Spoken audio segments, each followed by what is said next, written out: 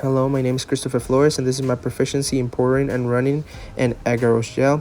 And the technique that we'll be using in this proficiency is gel electrophoresis, which is a laboratory method used to separate mixtures of DNA, RNA, or proteins according to molecular size.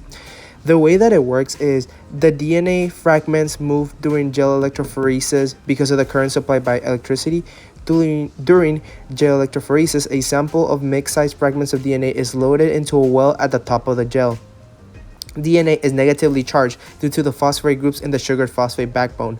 Thus, when a current is run through the gel from negative to positive, the DNA fragments are forced towards the bottom of the gel. The gel itself, however, impedes the movement of the molecules, with small molecules moving faster than large molecules. This causes a separation of the fragments based on size.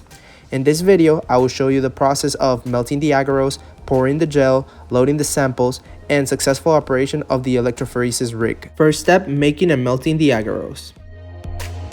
First, I added 2 grams of agarose to an Erlenmeyer flask and then filled it to the 100 milliliter line with 1x TAE buffer.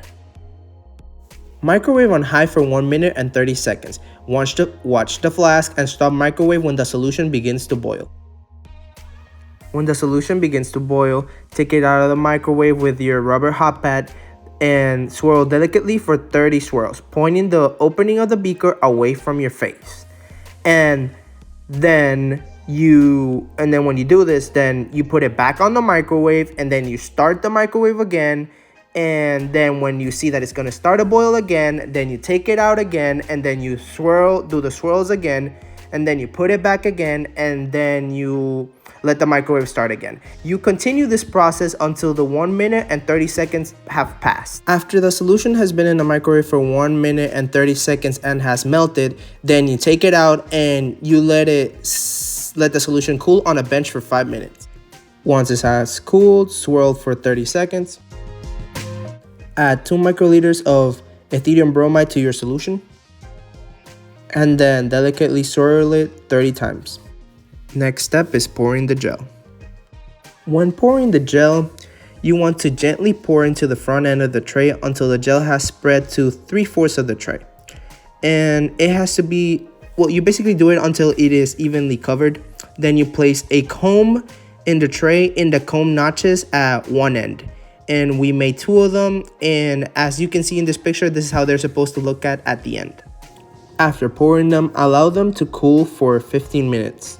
Next step is loading the samples. When loading the samples, you have to have a game plan just to know where everything is when you get your results. As you can see here in my iPad, I'm saying that my ladder is going to be the well that is at the most left, and my DNA plus dye is going to be the second well. This is how my gel looked after I loaded the samples in the wells. From left to right, and the most left well is my ladder, and in the second well is my DNA plus my dye, which you can see because it looks orange because of the dye. Next step I will be explaining is the successful operation of the electrophoresis rig. For the successful operation of the electrophoresis rig, first thing you gotta do is you gotta fill the chamber with 1x TAE buffer so that the gel and wells are barely covered. Then you gotta put lids on rigs, and you gotta connect it to the power supply, and you use this by using the electrode. As you can see in the picture, all you gotta do is the red goes in the red slot for it, and the black goes in the black slot for it, and then you close the lids by putting the red with the red and then the black with the black.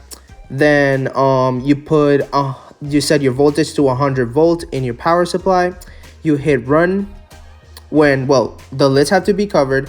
You hit run, and then something you gotta be aware of is ensure that the bubbles emerge from the black poles.